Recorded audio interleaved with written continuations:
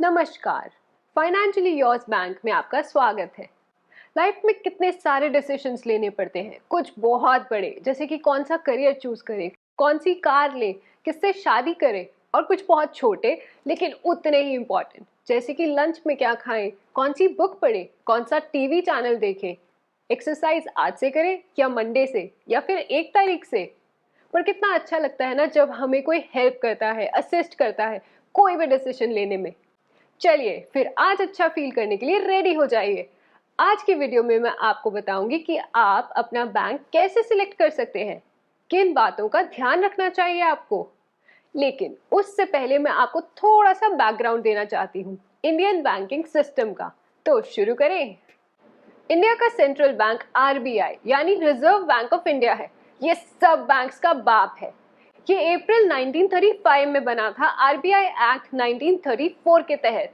RBI के पास supreme monetary और banking authority है।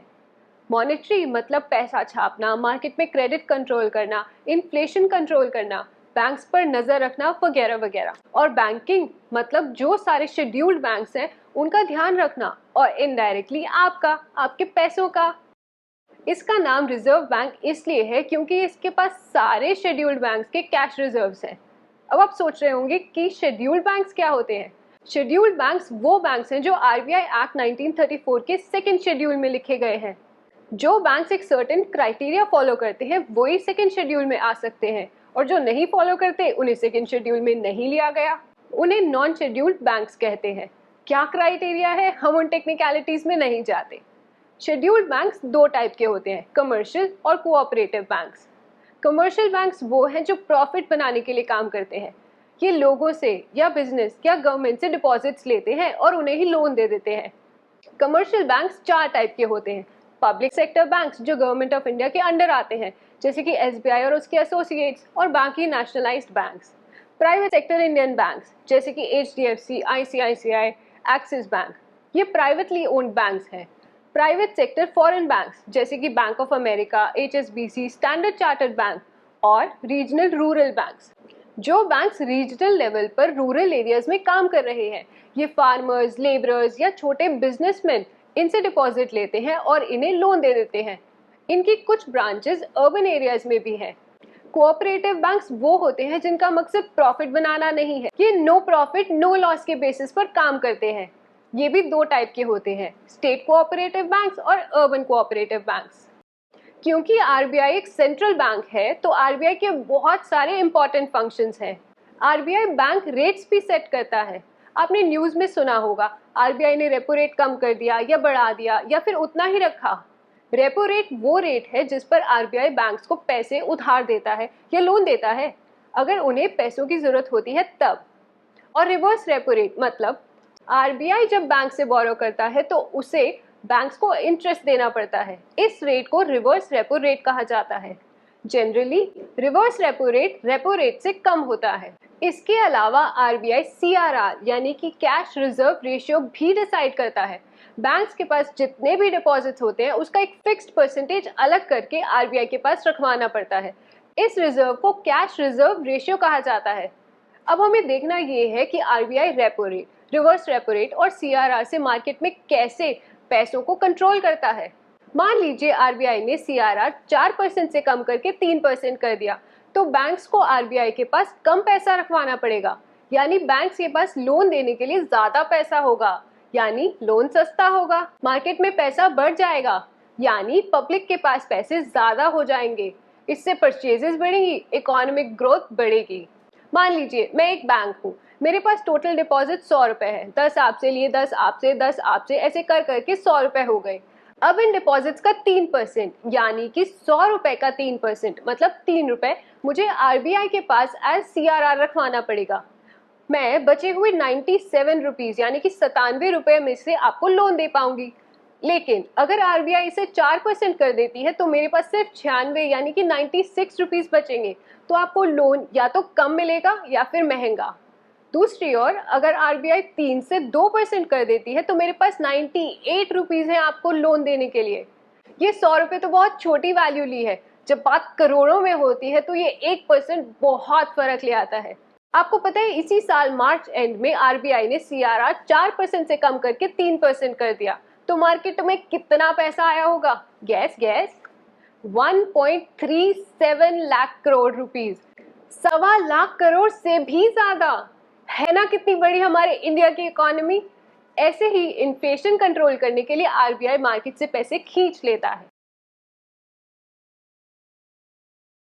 मॉनेटरी पॉलिसी कमेटी एक 6 मेंबर्स की कमेटी है जिसमें 3 मेंबर्स आरबीआई के हैं इंक्लूडिंग गवर्नर ऑफ आरबीआई, और 3 मेंबर्स गवर्नमेंट ऑफ इंडिया के हैं। इनकी हर 2 महीने में एक मीटिंग होती है जिसमें ये लोग इंटरेस्ट रेट डिसाइड करते हैं। इनके 2 मेन ऑब्जेक्टिव्स हैं, इकोनॉमिक ग्रोथ लाना और दूसरा इन्फ्लेशन को कंट्रोल करना। Monetary policy committee policy rate भी डिसाइड करती है। ये देखिए, हाल ही में इस कमेटी ने डिसाइड किया कि पॉलिसी रेट या फिर रेपो रेट ना तो बढ़ाएंगे ना ही कम करेंगे, 4% ही रखेंगे। इसका मतलब अब भी अगर बैंक्स को आरबीआई से लोन लेना है तो उन्हें 4% इंटरेस्ट पे करना पड़ेगा। अगर रेपो रेट बढ़ गया तो बैंक्स ज्यादा इंटरेस्ट पे करते हैं आरबीआई को, और बैंक्स ज्यादा इंटरेस्ट ही चार्ज करते हैं कस्टमर्स को। और रेपो रेट कम होता है तो बैंक्स को कम इंटरेस्ट पे करना होता है आरबीआई को। तो बैंक्स जब कस्टमर्स को लोन देते हैं तो वो भी कम चार्ज करते हैं। ऐसा जरूरी नहीं है कि बैंक्स अपना इंटरेस्ट रेट कम करें, लेकिन कर ही लेते हैं धीरे धीरे। आमतौर पर सबसे पहले एसबीआई अपने लोन्स पर इंटरेस्ट रेट कम करता है। फरवरी 2020 में रेट 5.15% था और मार्च में 4.40% किया गया। मतलब आरबीआई ने 75 बेसिस पॉइंट्स कम किए। 100 बेसिस पॉइंट मतलब 1% और 75 बेसिस पॉइंट मतलब 0.75%। आपको बैंक मेनली 2 कामों के लिए चाहिए होता है, या तो पैसे डिपॉजिट करने के लिए या फिर लोन लेने के लिए। आप जब बैंक्स में पैसे डिपॉजिट करते हैं तो आपको इंटरेस्ट मिलता है, और जब आप लोन लेते हैं तो आपको इंटरेस्ट देना पड़ता है। बैंक्स लोन पर ज्यादा इंटरेस्ट लेते हैं और डिपॉजिट्स पर कम इंटरेस्ट देते हैं। तो जो दोनों के बीच का डिफरेंस है, बैंक्स उसी से काम करते हैं, सैलरीज बांटते हैं, ब्रांचेस और एटीएम सेटअप करते हैं और प्रॉफिट भी बनाते हैं। इसे नेट इंटरेस्ट मार्जिन कहा जाता है। मान लीजिए कि आपने कुछ पैसे डिपॉजिट किए, आपको 4% इंटरेस्ट के साथ वापस मिलेंगे। लेकिन मान लीजिए आपने होम लोन लिया तो आपको 10% इंटरेस्ट देना पड़ेगा। ये जो डिफरेंस आया 6% का, इससे बैंक्स अपना खर्चा चलाते हैं और प्रॉफिट कमाते हैं।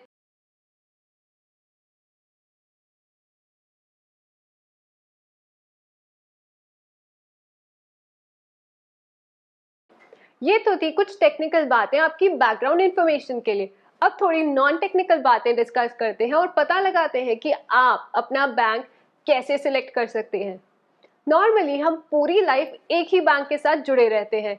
अगर नए बैंक में अकाउंट खुलवाया तो भी पुराना तो रहता ही है।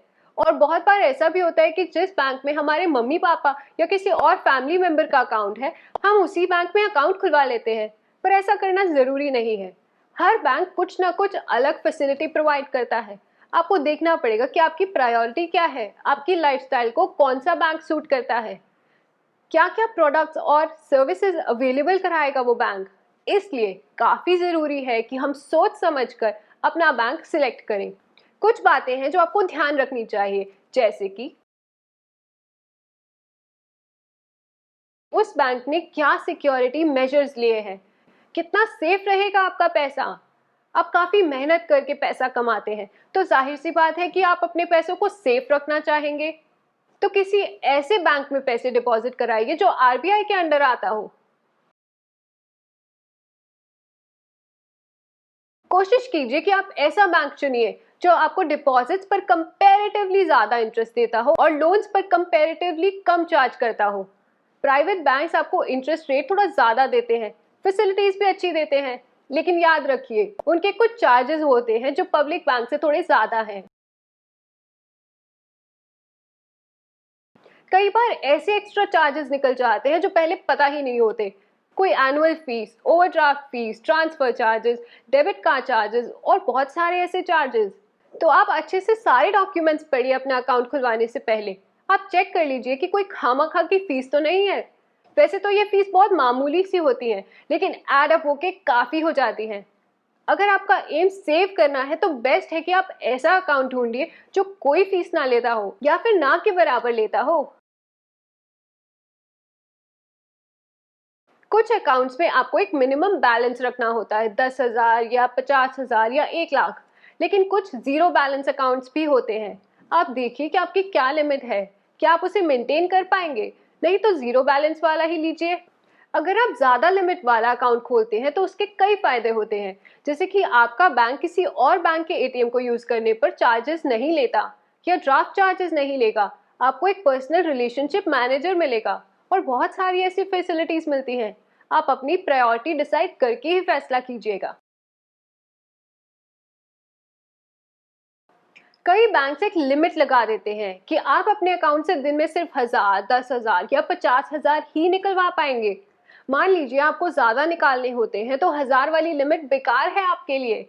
जैसे आरबीआई ने एक लिमिट लगा रखी है कि आप अपने बैंक के एटीएम से एक महीने में 5 बार और किसी और बैंक के एटीएम से महीने में 3 बार ही फ्री ऑफ चार्ज निकाल सकते हैं। पहले ही पता लगा लीजिए कि ऐसे चार्जेस कितने हैं। ये भी चेक कीजिएगा कि आपका बैंक आपको कोई छूट देता है या फिर प्रीमियम अकाउंट्स पर ऐसी कोई छूट देता है। अकाउंट खोलने से पहले आप ये भी चेक कर सकते हैं कि आपका बैंक कोई स्पेशल फैसिलिटीज देता है क्या। जैसे कि कुछ बैंक्स फैमिली अकाउंट खोलते हैं जिसमें सिर्फ एक ही अकाउंट में मिनिमम बैलेंस हो तो भी चलेगा। सभी मेंबर्स को मिनिमम बैलेंस मेंटेन करने की जरूरत नहीं है, लेकिन फायदा सबको मिलता है। कुछ बैंक्स 3-in-1 अकाउंट्स अलाउ करते हैं जिसमें आप सेविंग्स, ट्रेडिंग, डीमैट सब खोल सकते हैं। दोबारा से आप अपनी प्रायोरिटी के बेसिस पर ही डिसाइड कीजिए। क्या वो बैंक ऑनलाइन बैंकिंग फैसिलिटीज देता है? क्या उसकी वेबसाइट यूजर फ्रेंडली है? क्या उसका कोई एप्लीकेशन है? एप्लीकेशन कितना यूजर फ्रेंडली है? आप ऑनलाइन पैसे ट्रांसफर कर पाएंगे या नहीं? ये सब देखना पड़ेगा आपको।